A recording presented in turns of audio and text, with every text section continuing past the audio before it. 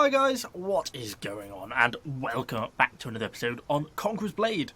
And we've got the Janissaries today. I finally kind of finished max leveling them. Yeah, I'm really kind of excited about this video. They are quite a bit different to how I found them on the test server. So if you watched my video on them when I played them on the test server, I really didn't get on with them very well. Wasn't a fan, found them really quite inaccurate. I felt their damage wasn't really that great, didn't really see any other effect of the knockback, and just all in all, wasn't really very impressed with and it's not so much that I don't think the unit necessarily has changed, but one, I've had more time to play with them rather than the sort of one or two matches I was able to get on the test server. Two, some of the unit descriptions and stuff are now sort of in English, so it's a little bit easier. For example, things like the pensioned sniper unit trait, so we now know that the unit gains accuracy and damage the longer it is set up for firing. We don't actually know how long it required to be set up for, but you know, assuming it's sort of 10 to 30 seconds, something like that, then you're going to be getting increased accuracy. That's obviously something that I didn't really set up and test in the testing server. Also, I've kind of changed their veterancy line slightly. On the test server, I went down the top line, which certainly has some nice benefits. I was specifically going for this accuracy increase here. But in hindsight now, I've decided to go for the bottom line. You're getting, there's a rate of fire on here. There it is. Extra 10% rate of fire bonus is kind of nice. Plus, because they have quite this high max level, level 19 is really quite high for a 3-star unit like this. They also get enough veterancy points to get this 10% prepared volley reload speed increase. Although I can't quite work out in my mind why this is written differently to this.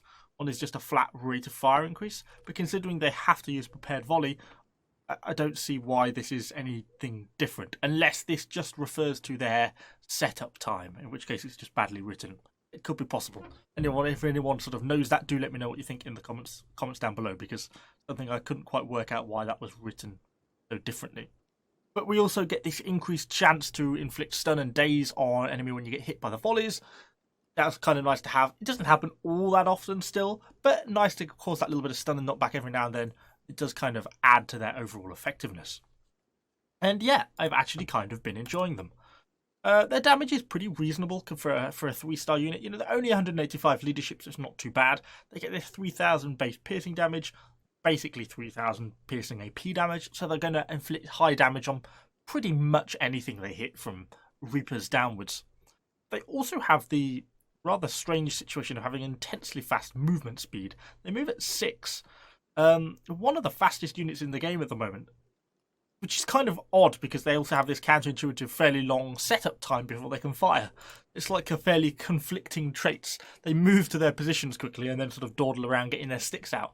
But all in all, it is nice to have a unit that moves quickly. It does make it fairly easy to run away if things sort of turn a little bit south. It does give them that sort of added flexibility. They don't have a particularly decent amount of range, only 60, but they don't really hit much beyond that anyway, so it's pretty much the max accurate range anyway, so I don't feel like you're really missing out. And you can always manually aim them anyway, and they do get a bit further than that realistically. Ammo, again, 700. They shoot fairly slowly. That's plenty. I don't feel like ammo is an issue with these guys. It's only an 18 stack unit anyway as well. So yeah, all in all, I think that works well. They are fairly fragile as a unit. They get sort of around 4,000 hit points, which isn't all that much. You can see they're only getting sort of 487. They do sort of die fairly easily, and their piercing defense is pretty low, so you know they take range damage pretty fast. But it's not shockingly so. At 4,000 hit points, it does give them some degree of health pool, so you know they're not super fragile, but equally they're not tercios by any stretch of the imagination. And yeah, so all in all, I have been enjoying them. They're a real hero-killing unit, I find. I can't quite pin down what it is about them that enables them to kill heroes so effectively. But they don't seem to really be very effective against units, or, you know, they just don't have the damage output or the rate of fire to really deal that damage against units. But they just seem to wipe heroes out really, really fast. I don't know if it's because their short range and accuracy means you kind of deploy them close to the front line, so it's sort of, therefore, they tend to kill heroes effectively in that sense. They seem to be really absolutely beast at killing enemy heroes. Doctrine-wise, obviously piercing AP, piercing damage. Then I've just thrown a health doctrine on there. I will at some point try and get hold of a... there's an arquebus specific health doctrine, which I think gives 310 health. You can get that a little bit higher on there.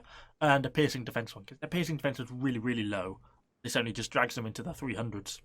Of course, we will ultimately have the 8% rate of fire increase doctrine that you're going to be getting from the Season 4 mission challenges, but currently that's not working. So, yeah, that's why I've just left this slot free for that. I suppose I could throw something else in the meantime, but I'm not that bothered. I'll just wait for the doctrine to actually start working. Kit cost-wise at the moment, they're pretty dirt cheap. 840 bronze. Yeah, really easy and cheap unit to maintain. And yeah, quite fun to play. So anyway, I've really been talking for long enough, so let's hop into a battle with them, kind of see how we've been getting on, and see if we can sort of gun down some enemy heroes. So I've been predominantly playing on the new Constantinople map, mostly for the unit experience boost, so it's slightly dull footage in the sense that it's all pretty much the same map. But we come down and get the supply point set up and just start blasting away into these archers. Unfortunately, lost a couple of units before we got the recording onto some enemy Namkhans, but we started to get some good chunk of damage into these guys. And obviously, I couldn't help but get myself stuck in to go against these Rattan marksmen. Beautiful crossbows to cut down kind of nice and easily. But yeah, they do okay in that shooting. You see the sort of range you're dealing with, that's pretty much the limit of their range at that sort of distance. And they do reasonable damage, but don't hit a ton of shots and fire fairly slowly. Can't deny I was trying to kill steal him really. But anyway, moving on. We've got them set up and we're shooting now into the centre. Bit of a bigger fight going on. I've basically set them up and I've forgotten about them now. I'm dealing myself as a hero, trying to watch the enemy units. We get a random hero kill, don't know who that was. Just dealing with them, get another one. And this is all the unit's damage. There's nothing to do with me as a hero, I'm not getting these kills. Just the unit blasting anyone who comes sort of basically out of formation. The unit seems to lock onto them and just does a ton of damage to them. Unfortunately, we start to get overwhelmed basically at this spot. You see the unit still firing, almost takes out that enemy mall as well, but not quite enough. This is where I'm kind of now making use of the speed to try and make a bit of a run for it with them. Pulling them back, we do take some casualties in the retreat, but because of their fast movement speed, we are able to get away with at least a chunk of the unit.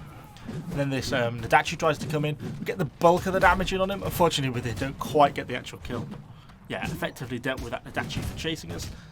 Even though it takes that little bit of time to set up, the damage is just so high against heroes in that sort of situation. It works really well. Immediately get rushed from the other side by another Nadachi. Doesn't manage to kill any of the units. Gets just pretty much vaporised by the muskets fairly quickly there. Pull them back, get them on the supply point. Let's get ourselves healed up and kind of see what we're thinking about doing next. Because I wasn't quite sure if we were going to make another re-push on A. Obviously we need sort of more support from the rest of the team to try and kind of have a go at that. So then a few minutes later in the same battle, we're sort of back pushing on A again. Get some more enemy heroes trying to push up. Again, we get the volley in against them pretty early on. We don't actually get the kill again, but pretty much do the chunk of the damage. And now we're just sort of slowly chipping away at this enemy shield unit at the side. You can see sort of how many of our shots are realistically hitting and the sort of damage we're doing. Still makes it kind of an effective unit. And we start to push ourselves up and we start to get sort of the pressure back on the A point a little bit more. Personally go and try and do damage against that enemy sword hero, and the unit's just sitting sort of at the back blasting away. And they seem to perform pretty well in that capacity, and that's kind of what I like them for, particularly as a melee hero, just for sort of setting them up and forgetting about them. As long as they don't get sort of overwhelmed by enemy heroes, as long as you're sort of in this situation where there's enough allies around to sort of mean that they're protected, they do quite a good job of just sort of slowly clinking away, particularly getting those sort of random hero kills that you just don't really expect. Bring the unit up a little bit more aggressively as we're starting to clear out the A point. As we've now captured the A point, so we're pretty much on the winning foot. We're just sort of clearing out the remainder of the enemy units. And so sort of a combination of musket and hero kills, get sort of 3 or 4 hero kills, and about 75 unit kills. So they've kind of been enjoying them in this sort of capacity. So a slightly older battle on the offensive, just captured the A point, just grabbed the Janissaries from the supply point, and kind of were pushing up. Initially set up, wasn't sure if we were going to be making a push, and we were, so get a few little shots off, but then immediately start to push up with the unit, with the rest of the team, put them in the gateway, do my usual, immediately forget that I've even got them and should be looking after them, and charge off to go and get stuck in and do some more things.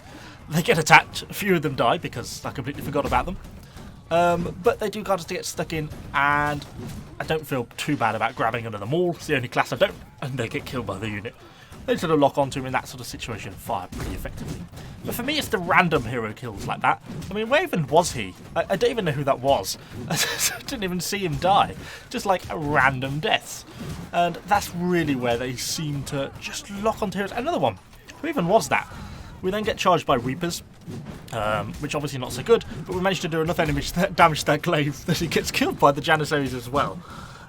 So in this sort of situation, I don't know if it's something in their script that just means that they target heroes over units, but I really find that they kill heroes so much more, and it just makes them a really awesome unit for hero killing. And it's just quite satisfying. I do find them quite enjoyable to play, even if they probably aren't the most effective unit in the game. And I think that really about sums up my feelings on them. I didn't have very high expectations, so all in all I've been pleasantly surprised.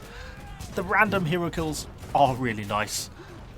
They're not a real unit killer, but they do, in the right situation, when you can get them stacked up and give them a good chunk of time just to sort of chip away, they do rack up damage pretty efficiently. But for me, it's the hero killing that's kind of where they excel at.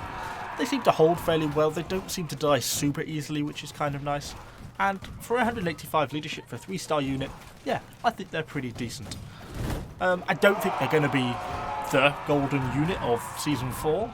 You know, they're not massively overpowered, they're not an amazing unit or anything like that. But yeah, solid, decent unit. I think we'll give them a 6 out of 10 on the Evo score. And yeah, really sums up my feelings on them. Enjoyable unit. Nice to be killing heroes. I ran out of things to say now. So anyway, hopefully you've kind of enjoyed my little look at Janissaries. Obviously we've got ASAPs coming out in so I think 4 days probably when this video goes live.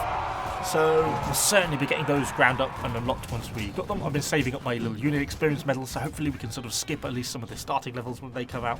And we'll certainly be getting stuck into them and kind of seeing how we're getting onto them, because I think they're going to be the golden unit of Season 4. Anyway, hopefully you've enjoyed this video. If you have, do let me know what you think in the comments down below. Of course, subscribe to the channel for a load more Conqueror's Blade content. Thanks for watching, guys, and I shall see you all on the next video.